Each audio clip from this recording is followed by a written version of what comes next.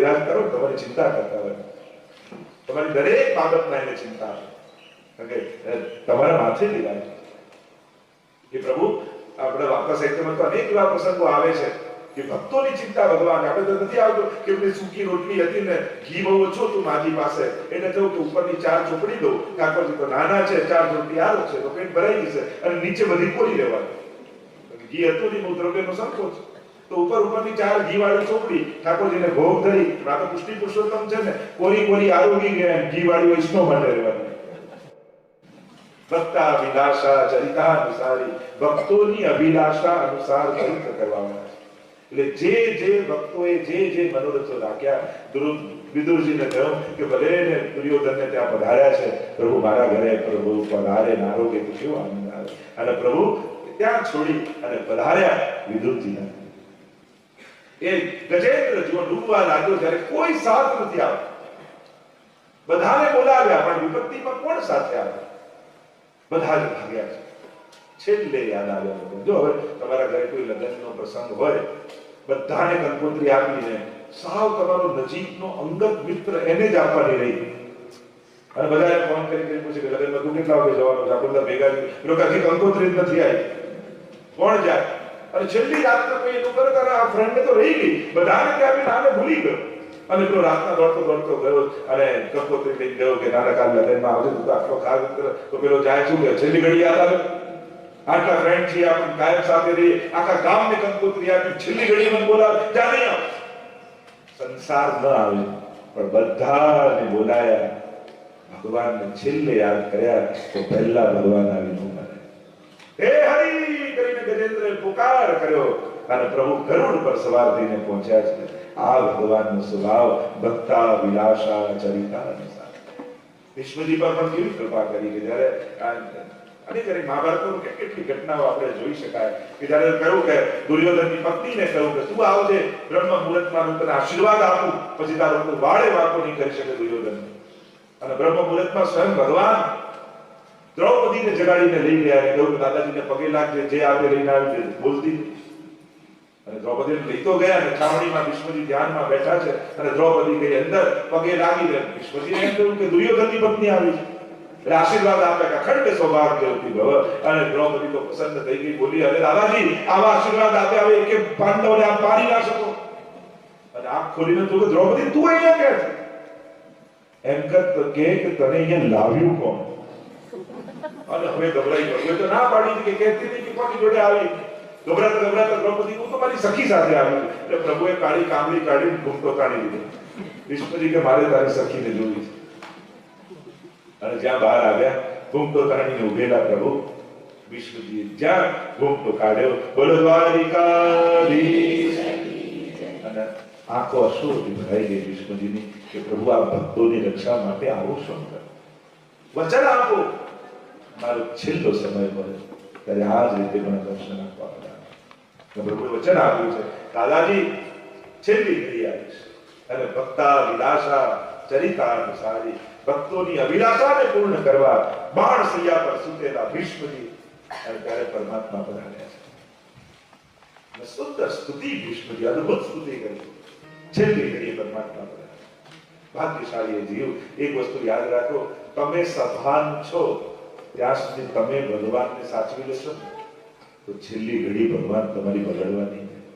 પ્રભુને એ જ કહું કે જ્યાં સુધી ભાન છે, આ દેહ પર અમારો કંટ્રોલ છે, ત્યાં સુધી તો અમે તારું નામ લઈશું. તો પ્રભુ એક વિનંતી એ છે, છેલ્લી ઘડીએ જ્યારે દેહનું ભાન નહીં હોય, શું બોલવું શું ન બોલવું, ક્યાં જોવું શું ન જોવું, ક્યાંય કોઈ ઇન્દ્રિય પર અમારો કોઈ કંટ્રોલ નહીં હોય, પ્રભુ એવી કૃપા કરજે છેલ્લી ઘડીએ તું અમારી જીવા પર આવીને બેસી જેથી તારું નામ. કારણ કે વિચાર કરો, આપણે મંદિરમાં ભગવાન આગળ બેઠા હોઈએ ત્યારે પણ ભગવાનમાં મન નથી લાગતું, તો છેલ્લી ઘડીએ હોસ્પિટલમાં બાટલાઓ ચડતા હશે, આજુબાજુ નર્સો ડોક્ટરો હશે, ત્યારે મન ભગવાનમાં હશે? જ્યારે મંદિરમાં ભગવાન આગળ હોઈએ ત્યારે પણ મન ભગવાનમાં નથી, તો ત્યાં કોનો ભરોસો? એટલે અંત સમય તો ભગવાનના ભરોસે જીવનો જતો.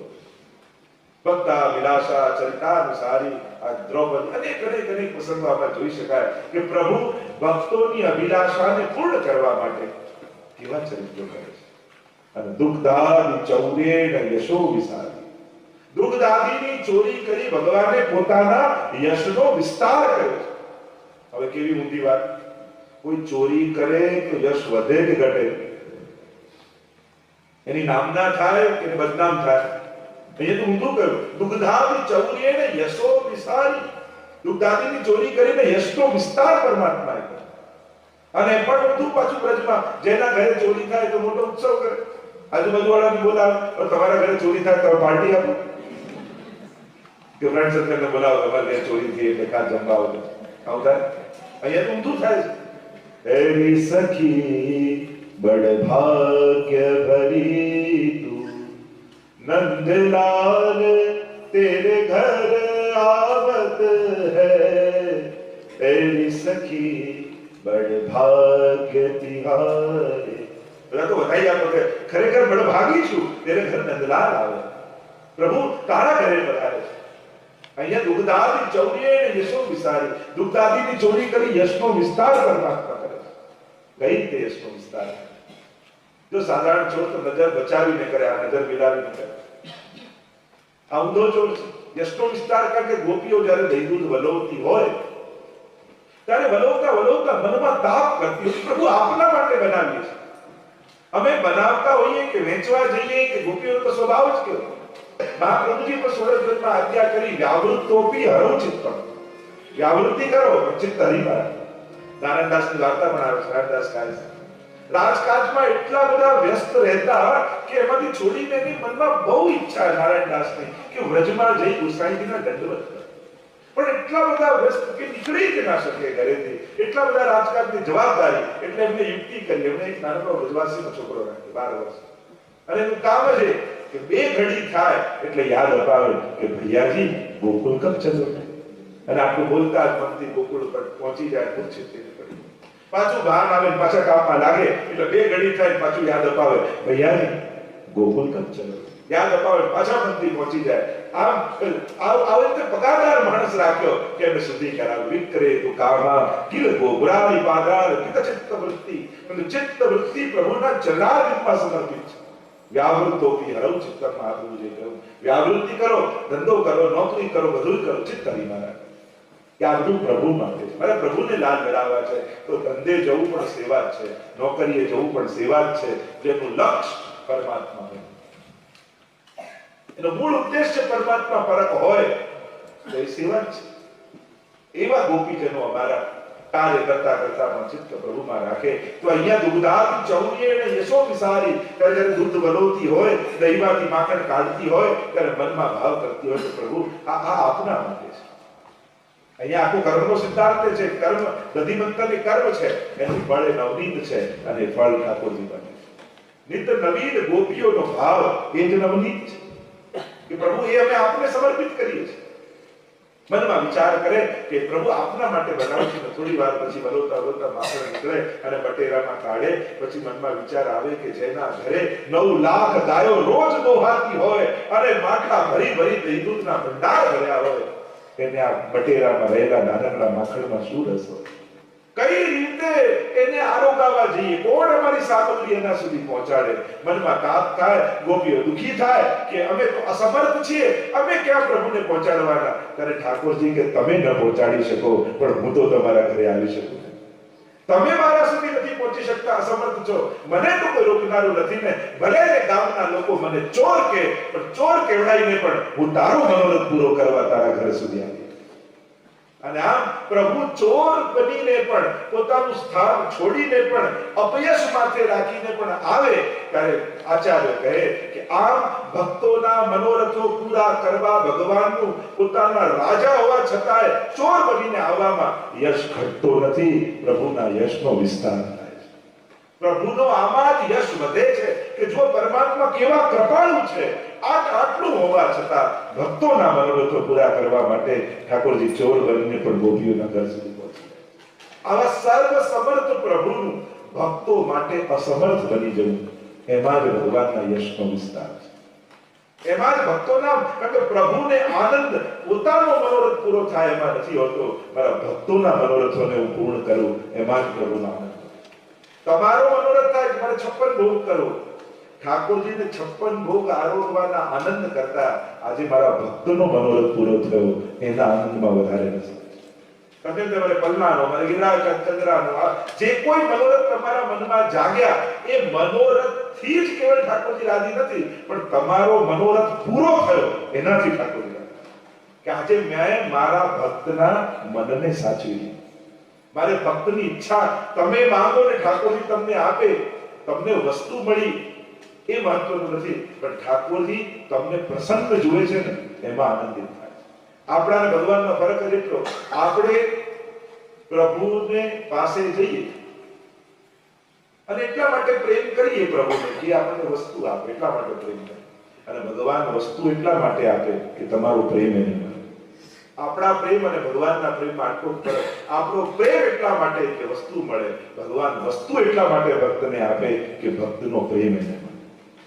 અને પ્રભુ તમારા મનોરથોને પૂર્ણ કરી ભક્તા વિલાસા ચરિતાનુસારી, તમારી અભિલાષાને પૂર્ણ કરવા એ એવા ચરિત્ર કરે છે, અને એ કરે છે એમાં એનું કંઈ કદ ઘટતું નથી, ઉલટાનો એનો યશ વધી જાય છે. કે જુઓ ને આ પરમાત્મા કેવા છે. આ ચોરી કરે લોકો, આમ કરે, ભગવાન તો કેટલા આળે લોકો ચડાવનારા કેટલા આવ્યા, તો પ્રભુ કે ભલે ને લોકો મને ચોર કે, પણ હું તો ભક્તોના મનોરથ પૂરા કરવા માટે ચોર બનવાય ગયા. કુમાર લીલા કરી વ્રજ નારીઓને આનંદ આપનારા ઠાકોરજી છે. વ્રજમાં પ્રભુ સદાય ઉભય સ્વરૂપે બિરાજે છે. અને એટલા માટે એમ જોવા જાવ તો 11 વર્ષ ને 52 દિવસ બિરાજ્યા, પણ ઠાકોરજી 11 વર્ષ ને 52 દિવસના જ ન તો વિરુદ્ધ ધર્મ કૃષ્ણ તત્વને સમજવા માટે આ 3 બાબત સમજવી જરૂરી છે. કૃષ્ણ લીલાને સમજવા, એનો આનંદ લેવા. પહેલો સિદ્ધાંત કૃષ્ણ લીલાનો, કૃષ્ણ ભક્તિનો નિત્ય લીલાવાદ, કે પ્રભુની લીલાઓ ઇટર્નલ છે, શાશ્વત છે, એને કહેવાય નિત્યતા. ભગવાન નિત્ય છે તો ભગવાનની લીલાઓ પણ નિત્ય છે. એટલે કે લીલાઓ આજે થઈ રહી છે અને આજે પણ ભક્તને એનો અનુભવ થઈ શકે. કૃષ્ણ ભક્તિનો આ પહેલો સિદ્ધાંત. એ તો ઘણા ને કે આ બધું તો હજારો વર્ષ પહેલા કર્યું, આજે કઈ રીતે એનો અનુભવ થાય કે આ રાસ લીલામાં પ્રાપ્તિ, આ લીલાનો અનુભવ, આના દર્શન. આજે પણ એ લીલાઓ થઈ જ રહી છે, ઇટર્નલ છે, શાશ્વત છે. બીજો સિદ્ધાંત કૃષ્ણ ભક્તિ કરવાનો વિરુદ્ધ ધર્માશ્રયિતાનો ગુણધર્મ પ્રભુ. પ્રભુમાં વિરુદ્ધ ધર્માશ્રયિતા વિરાજમાન છે.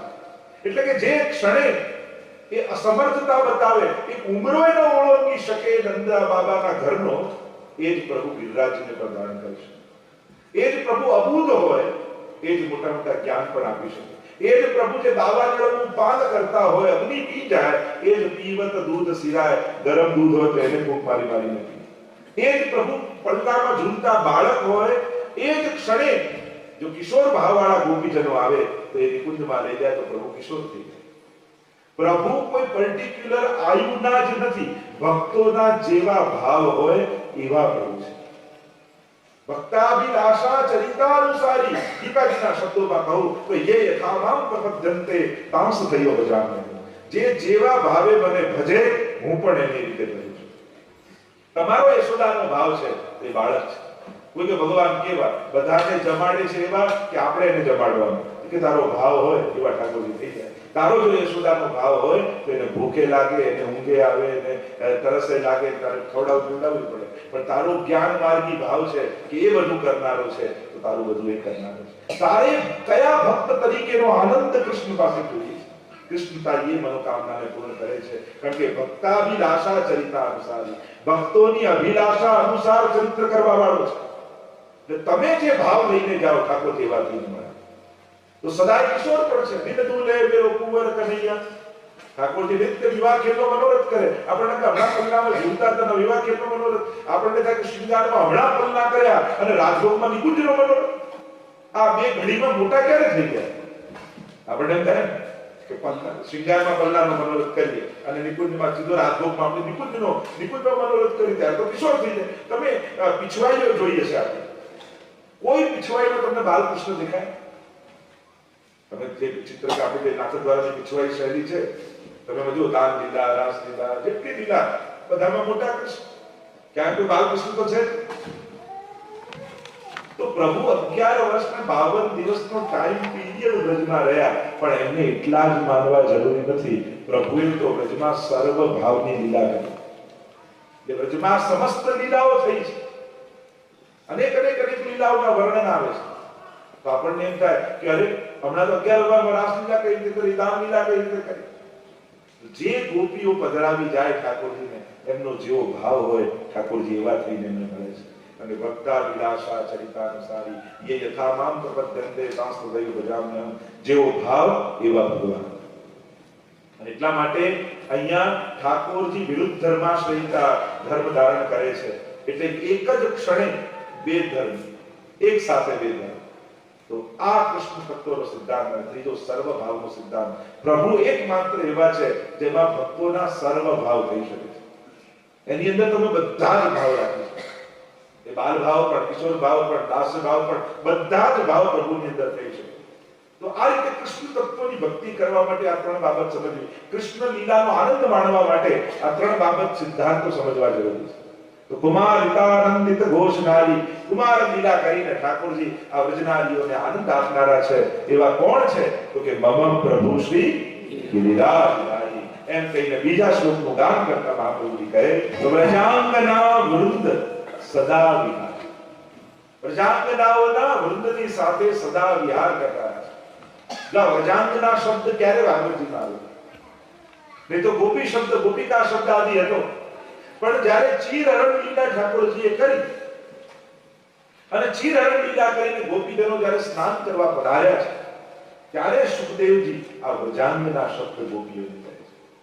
કારણ ચીરહરણ લીલા એ રાસ લીલાના અધિકાર પ્રાપ્તિની લીલા છે. ગોપીજનો જ્યારે યમુનાજીમાં પધાર્યા, અને યમુનાજીનું એક નામ વ્રજા છે, અને વ્રજા નામ યમુનાજીનું છે, અને યમુનાજીમાં ગોપીજનો પધાર્યા એટલે એ વ્રજાંગના થઈ ગયા. અને મર્યાદા ભક્તિ અને પુષ્ટિ ભક્તિનો ફરક એ મર્યાદા ભક્તિમાં ભગવાન સ્વીકાર કરે અને પુષ્ટિ ભક્તિમાં ભગવાન અંગીકાર કરે. સ્વીકાર અને અંગીકારમાં ફરક એ કોઈ તમને પેંડો આપ્યો, તમે હાથમાં લઈ લીધો તો સ્વીકાર, અને બીજાને પણ આપી દો, મૂકી પણ દો, જરૂર નથી કે ખાઓ, પણ એ પેડો અસ્વીકાર કર્યો કહેવાય. એ પેડો જો મુખમાં મૂકી દો તો તમારા અંગરૂપ થઈ ગયું, એ અંગીકાર કર્યો. એ મર્યાદા માર્ગમાં ભગવાન સ્વીકાર કરે, પણ પુષ્ટિ ભક્તિમાં જ્યારે કોઈ પણ તત્વ ભગવાનને સમીપ્યા, ભગવાનના સાનિધ્યમાં ભગવાન જોડે જોડાય, ત્યારે એ ભગવાનના અંગરૂપ ભગવાન બનાવે છે. એ તેને કહેવાય અંગીકાર. અને એટલા માટે આપણે ત્યાં વસ્ત્રજીની સેવા, માલાજીની સેવા, પાનની સેવા, અનેક પ્રકારની જેનો સંબંધ પ્રભુ સાથે થયો એ પ્રભુ રૂપ થઈ જાય છે. એમ આપણે ત્યાં અંગરૂપ, અંગીકાર, અંગરૂપ થઈ ગયું. એને પછી પ્રભુ રૂપ જ માનીને આદર આપવો જોઈએ.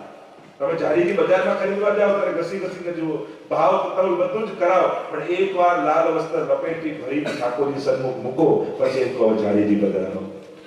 તમારી અંદર યમુનાજીનો ભાવ આવી જાય. ભગવાને અંગીકાર કર્યો એટલે ભગવાન રૂપ થઈ ગયું.